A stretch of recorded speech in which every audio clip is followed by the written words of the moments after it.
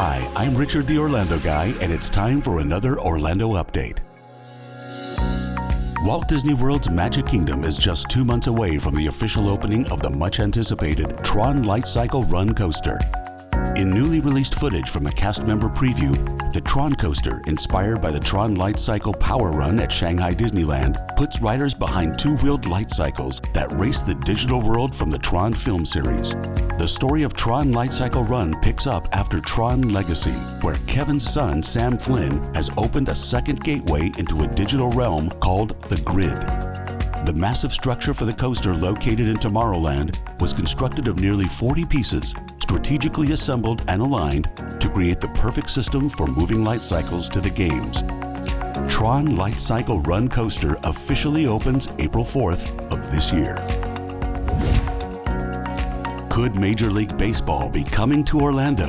In an exclusive interview with Richard Bilbao, Orlando Business Journal's senior staff writer, Pat Williams, one of the founding members of the NBA's Orlando Magic, has not given up his hope of landing a professional team for the City Beautiful named the Orlando Dreamers, because as Pat says, the Dreamers are who we are as a community. We all have big dreams.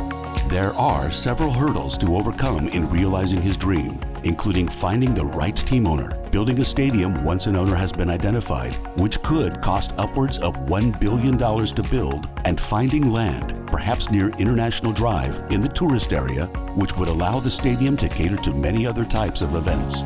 Orlando, which is among the top 20 designated market areas according to Nielsen ratings, and which welcomes more than 1,000 new residents each week, has a good shot at being considered for an MLB expansion franchise.